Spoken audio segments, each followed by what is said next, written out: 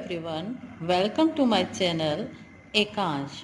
Hope you all are good. Class 7th, Chapter 2, The Beginning of Sultanate is going on. Today we will start from page number 19. Nasiruddin Muhammad, year 1246 to 1265. By this time, the group of 40 amirs had become very strong. These amirs had assumed so wide powers that they could enthrone anyone whom they liked and likewise dethrone whom they disliked.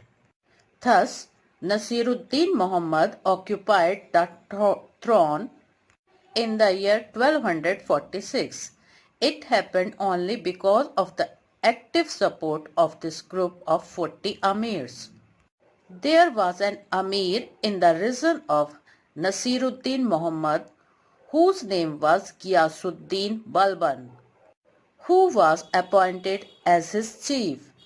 In due course, Ghiyasuddin Balban rose to the position of importance as he was very much hardworking and efficient. Iltutmish ने 40 तुर्की सरदारों का एक संगठन बनाया था जिसे तुर्कान ए चहलगानी कहा जाता था।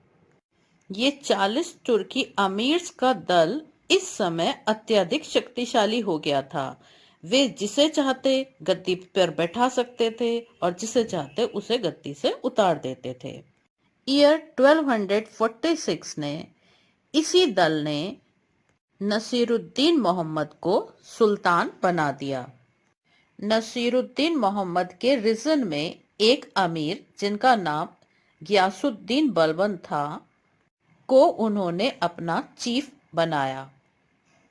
बलबन ने धीरे धीरे अपनी स्थिति सुदृढ़ कर ली और वह एक शक्तिशाली सरदार बन गया क्योंकि वह बहुत ही ज्यादा हार्ड वर्किंग और एफिशिएंट था।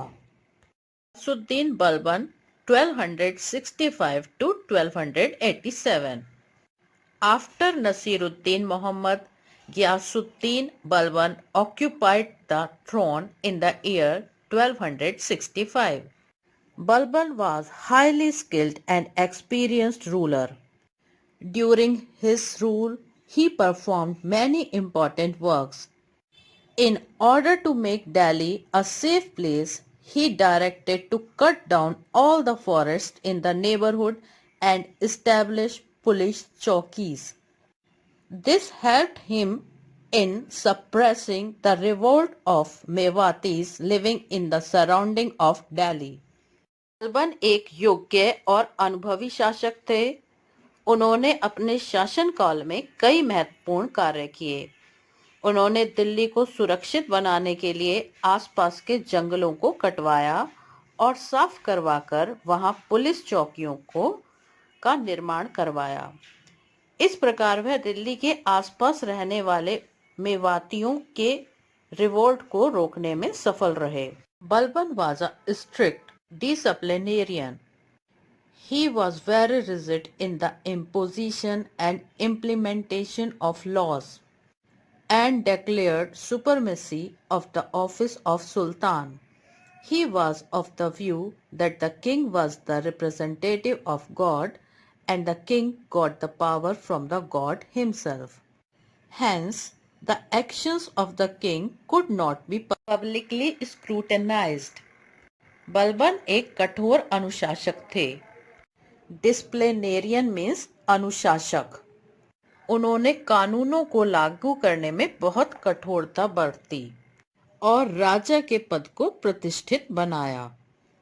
उनका विचार था कि राजा ईश्वर का रिप्रेजेंटेटिव होता है और राजा को स्वयं ईश्वर से शक्ति प्राप्त होती है, इसलिए राजा के कार्यों की सार्वजनिक रूप से जांच नहीं की जा सकती है। Balban held a splendid court in which he used to appear in full attire. He never freely mixed with the nobles. Laughing and joking in the court was strictly prohibited. He also strictly implemented the rules relating to attending the court. He introduced the Persian custom of sizda, according to which the nobles had to kneel and touch the ground with their forehead in salutation to the Sultan. He maintained a vigilance department, making him informed of the activities happening in his kingdom. Balban was of the view that providing justice was the supreme duty of a king. Willing to make his army more active and strong, he emphasized upon the need of regular exercise and offered them their salary at the right time. Balban का coat शानदार था. Splendid means शानदार, जिसमें वह पूरी पोशाक में दिखाई देते थे. वह अपने कोट में अत्यंत गंभीर मुद्रा में बैठते थे.